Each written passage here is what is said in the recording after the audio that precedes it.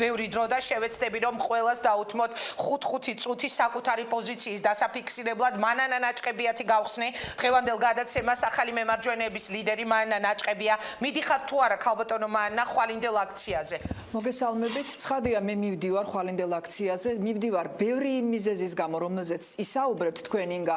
ამ თქვენს შესავალში გადაცემის შესავალში მივდივარ რა თქმა უნდა როგორც მოქალაქე და რა თქმა უნდა ვეთანხმები იმას რომ ეს არ არის პოლიტიკური პარტიების აქცია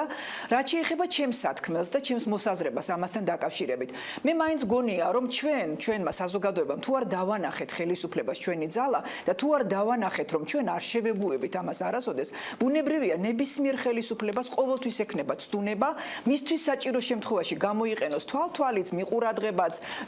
ვიდეო კადრების შენახვაც გავრცელებაც და ასე შემდეგ და ამის ნათელი მაგალითია თუნდაც დღევანდელი ხელისუფლება ქართული ოცნება რომელმაც მე ჩემი ღმარწმენი და ეს ჩემი აზრია და თუ საწინააღმდეგოს დაამტკიცეს ხელისუფლება კი ბატონო დაგვიმტკიცონ როდესაც დასჭირდა მან ისე გაატარა ნებისმიერი ფაქტი ფარული მოსმენის მიყურადღების ვიდეოს გავრცელების როგორც თითქოს არაფერი და ჩვენ არაფერი არ ვიცით დღემდე იგივე ჟურნალისტის ფარული ჩანაწერების გავრცელებასთან დაკავშირებით რეალურად დაისაჯენ და საერთოდ დაისაჯენ თუ არა ის ადამიანები ვინც ეს გააკეთა გიორგი ფარესაშვილის შემთხვევას გულისხმობ რა თქმა უნდა სხვა შორის დღეს ფიქრობდი ქალბატონო მანანა რომ რამდენად საზოგადოება დაუდექით გვერდით მაშინ ადამიანს რომელიც მე საერთოდ არ ვიცნობ მას მაგრამ გახდა აი ამ ტიპის ტერორის მსხვერპლი როგორც ჩანს არ დაუდექით სათანადოდ ინგა ნამდვილად მე შემთავსაც და სხვებსაც ალბათ გვაქვს ეს განცდა იმიტომ რომ მაშინ რომ საზოგადოება ასე დარაზმულიყო და მაშინ რომ მოგვეთხოვა რეალურად გამოვლენილიყო ვინ იყო დამნაშავე მე მგონი უკვე აღარ იქნებოდა ის შემდეგი კადრები ჰაკიმ ფაშას კადრები იქნებოდა თუ რა კადრები იქნებოდა ხო ბუნებრივია და ფაქტია რომ ხელისუფლება ვერ აიცილებს ამაზე პასუხისგებლობას ბუნებრივია ისიც რომ თუნდაც ეს იყოს ვიღაცის კერძო სურვილი რომ ქვეყანაში არიოს სიტუაცია ფაქტია რომ როდესაც ეს ყველაფერი ემთხვევა წინასაარჩევნო პერიოდს როდესაც ყველაფერი კეთდება იქ უნივერსიტეტის საქმეებში ჩარევით აქ ასეთი ფაქტების გამომჟღავნებით რომ ქვეყანაში არავინ არ იფიქროს არჩევნებისთვის არავინ არ ემზადოს პოლიტიკური პარტიები რეალური წინასაარჩევნო კამპანიისთვის ბუნებრივია ვიღაცას სურს დარჩეს ის სიტუაცია რა სიტუაციაც არის ამიტომ ნუ გვიწყენთ და პოლიტიკოსები ამის უკან რა თქმა უნდა ვხედავთ ვიღაცის რეალურ სურვილს რომ ამ ქვეყანა მუდმივად აი ასეთი მიმართულებით იაროს წინააღმდეგ შემთხვევაში ჩვენ გვექნებოდა ხელისუფლების ქართული ოცნების მყარი პოზიცია როგორც კი მოვიდა ის ხელისუფლების სათავეში რომ ჩვენ დავამთავრეთ ასეთი მეთოდებით ცხოვრება დღევანდელი ხელისუფლება აღარ გაიმეორებს იმას რასაც აკეთებდა ნაციონალური მოძრაობა ნაცვლად ამისა ჩვენ რა ვნახეთ კადრები სადაც თავისუფლად ვრცელდებოდა ჩანაწერები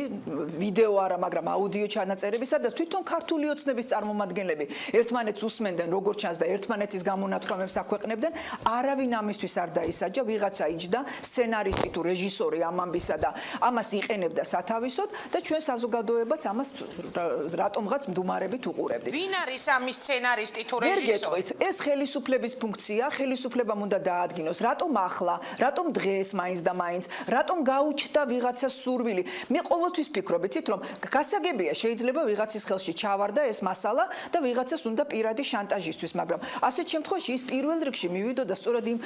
დაშანტაჟების ობიექტთან და დაუწყებდა ფულის გამოძალას ხო პირდაპირ ხო არ დაიწყებდა ამის გამოქვეყნება საჯაროდ ამიტომ ეს არ ამგონია მე რო იყოს ვიღაცისთან ან პირადი ანგარიშწორება ან რაღაცა შანტაჟი იმისთვის რომ გამოძალვა იყოს გეთანხმებით რომ როდესაც არის დაუშვათ შანტაჟის თემა ფულის შოვნის თემა ამ გზით არაერთი ფაქტია ხო ესეთი ცნობილი რომ ადამიანს შანტაჟით შეიძლება ამ ფული გამოზალო ან რაღაც